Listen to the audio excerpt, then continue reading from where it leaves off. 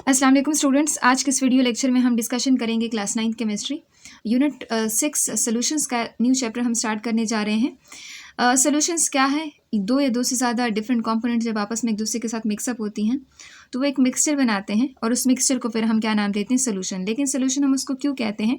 अगर ये दो चीज़ें आपस में मिक्स हो रही हैं और वो होमोजीनियस मिक्सचर बना रहे हैं तो उस वक्त उस मिक्सचर को फिर हम क्या नाम देंगे? सोल्यूशन का नाम देंगे। इस चैप्टर को ख़त्म करने के बाद आप इस काबिल हो जाएंगे कि इन पॉइंट्स के आप आंसर दे पाएँ।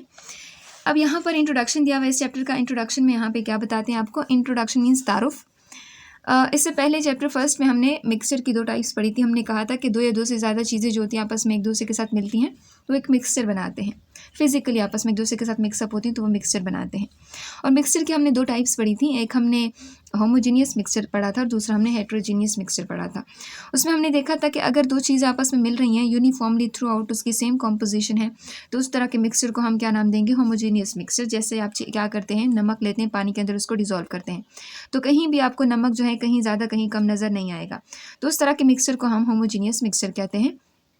और अगर आप सैंड लेते हैं, रेत लेते हैं और उसको पानी के अंदर डालते हैं तो उस वक्त वहाँ पे पानी अलग हो तो रेत जो होती है वो अलग होती है, तो ये दोनों एक दूसरे से अलग फेजेस में एग्जिस्ट करते हैं। तो उस वक्त यहाँ पे जो मिक्सचर होगा उसको हम हेट्रोजीनियस मिक्सचर का नाम देंगे। तो यहाँ पर इस चैप्टर में हम जब भी सोल्यूशन का जिक्र करेंगे तो हमारा मकसद क्या होगा? होमोजीनियस मिक्सचर ही होगा।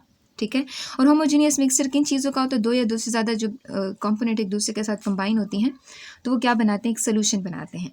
कहते हैं its composition can be change with in certain limits. और इनकी जो कॉम्पोजिशन है हम कुछ उसकी कुछ हदूद हैं उस तक उसकी कॉम्पोजिशन को हम चेंज कर सकते हैं, कम या ज़्यादा कर सकते हैं।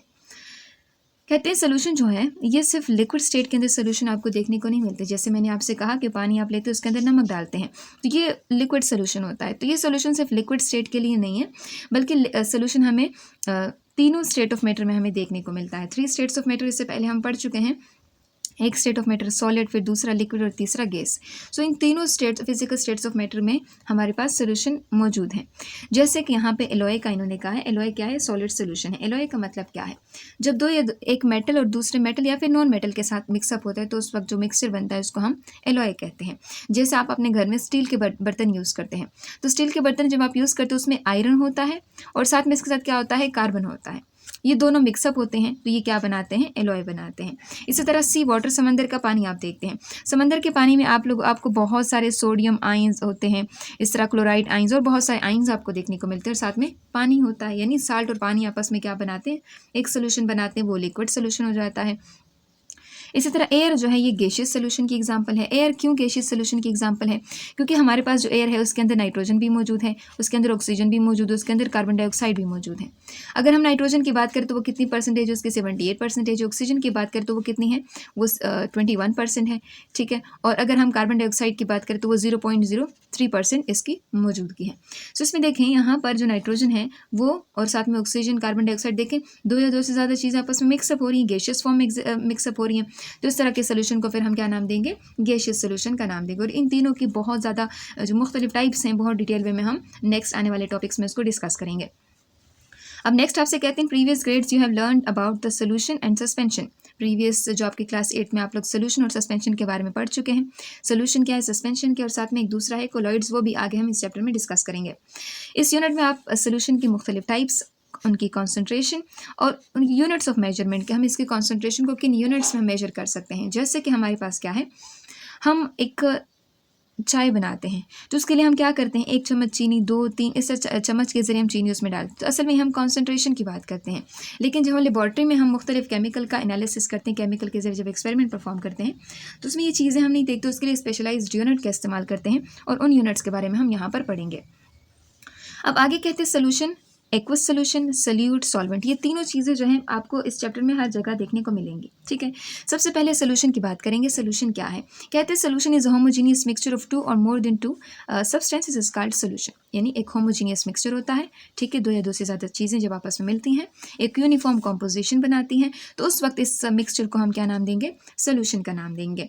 ठीक है। अब जैसे कहते हैं a solution is usually made up of 2 components, solute and solvent. देखिए हमारे पास क्या है, एक ग्लास हम लेते हैं, उस ग्लास के अंदर हम क्या करते हैं? इतना पानी लेते हैं, उस पानी के अंदर हम क्या करते हैं?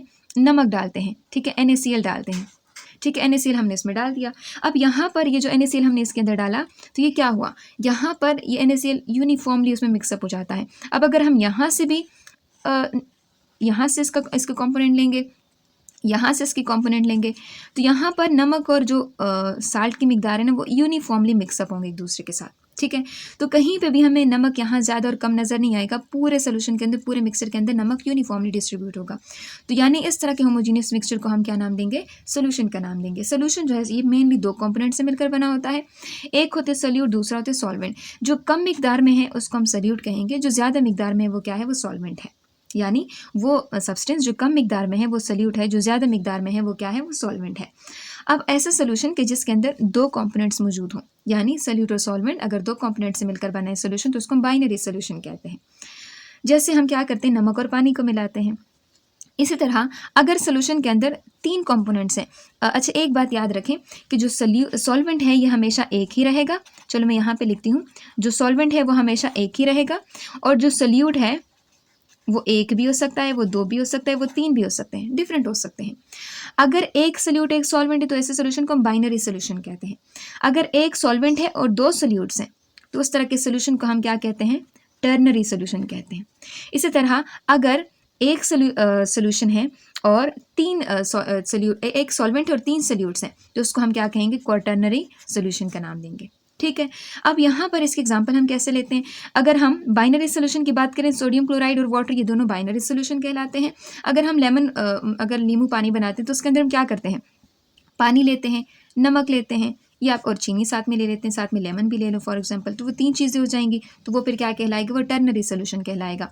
इसी तरह हम क्या करते हैं, चाय बनाते हैं, चाय के अंदर हम दूध भी लेते हैं, पानी भी लेते हैं, चीनी भी लेते हैं, पत्तियां भी लेते हैं। देखिए चार चीज़ें हो गई, एक सॉल्वेंट और तीन सोल्यूट, तो ये क्या हो जाते हैं, वो टर्नरी सोल्यूशन कहलाएगा। ठीक है, सो यहाँ पर इसकी एग्जाम्पल, अगर बाइनरी सोल्यूशन की एग्जाम्पल, साल्ट को अगर पानी के अंदर डिजोल्व करेंगे तो ये किस टाइप ऑफ सोल्यूशन है, बाइनरी सोल्यूशन है।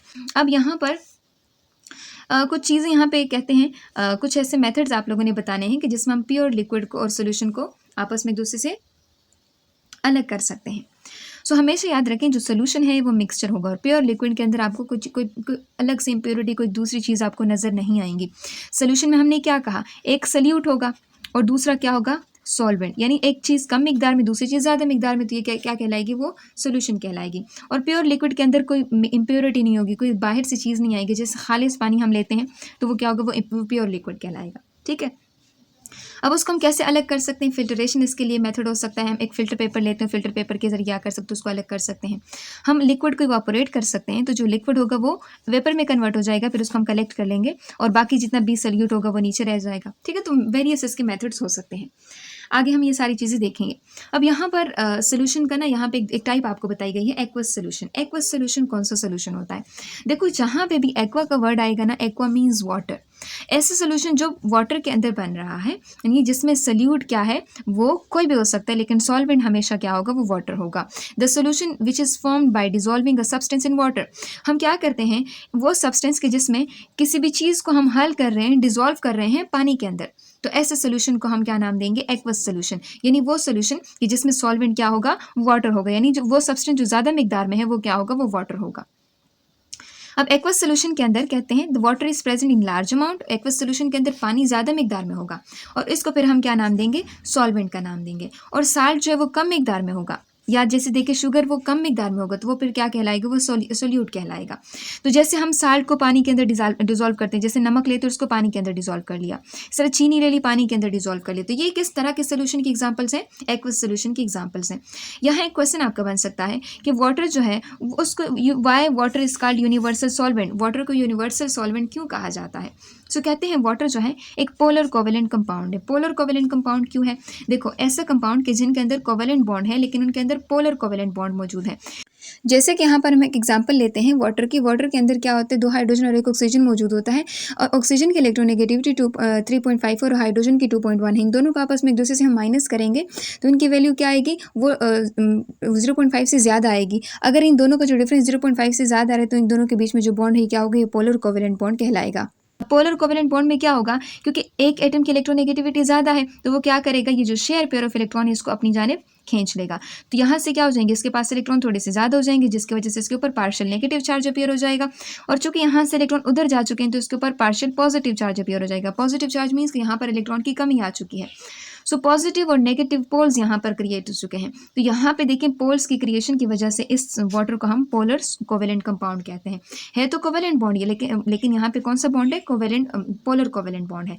और ऐसे कंपाउंड के जिसके अंदर पोलर कोवेलेंट बॉन्ड मौजूद होते हैं, तो उस तरह के कंपाउंड को हम पोलर कोवेलेंट कंपाउंड का नाम देंगे। अब वाटर जो है उसको यूनिवर्सल सॉल्वेंट क्यों कहा जाता है, कहते हैं वाटर के अंदर इतनी एबिलिटी है, वाटर के अंदर ये सलाहियत है कि वो लार्ज नंबर ऑफ सब्सटेंसेस को, बहुत सारी चीज़ों को अपने अंदर क्या कर सकता है, हल कर सकता है। और यही वजह होती है कि पानी को हम यूनिवर्सल सॉल्वेंट कह सकते हैं। इसके अंदर मेजॉरिटी ऑफ आयोनिक कंपाउंड इसके अंदर डिजोल्व हो सकते हैं। आयोनिक कंपाउंड से मुराद मतलब NaCl आप ले लें तो वो इसके अंदर डिजोल्व हो सकता है। इसके अलावा कुछ और आयोनिक कंपाउंड भी इसके अंदर डिजोल्व होंगे। इस तरह कुछ कोवेलेंट सब्सटेंसेज होंगी, वो भी इसके अंदर क्या होंगे, डिजोल्व होंगे। अब यहाँ पर आपसे कहा जाता है कि सोल्यूट और सॉल्वेंट क्या चीज़ है। कहते हैं सोल्यूट जो है, the component of solution which is present in smaller amount is called solute. हमेशा याद रखें वो सोल्यूशन का, यानी हमने कहा कि सोल्यूशन दो चीज़ों से कम दो चीज़ें उसमें होनी चाहिए, एक जो ज़्यादा मिकदार में, दूसरा जो कम मिकदार में। जो कम मिकदार में उसको हम सोल्यूट कहेंगे। जैसे हमने कहा कि आप पानी को और नमक को आप मिलाते हैं, NaCl आप लेते हैं, दोनों को मिलाते हैं, तो इसमें पानी क्या हुआ, ज़्यादा मिकदार में, लेकिन NaCl कम मिकदार में, तो जो कम मिकदार में सब्सटेंस है उसको हम सोल्यूट का नाम देंगे। और जो ज़्यादा मिकदार में, जो लार्जर अमाउंट में, उसको हम सोल्यूट कहेंगे। ये देखो वाटर क्या है, ये सॉल्वेंट है। कहते हैं a solute is dissolved in the solvent to make a solution. और जब भी सोल्यूशन बनाया जाता है उसमें क्या किया जाता है, उसमें सोल्यूट को सॉल्वेंट के अंदर हल किया जाता है, डिजॉल्व किया जाता है। In this solution the sugar is, कहते हैं यहाँ पर अगर शुगर सोल्यूशन हम बनाते हैं तो उसमें हम शुगर को पानी के अंदर डिजॉल्व करते हैं। अब शुगर क्या हुआ, सोल्यूट हो गया। सॉल्वेंट क्या है, इसमें वाटर है, क्योंकि वाटर ज़्यादा मिकदार में, शुगर कम मिकदार में है।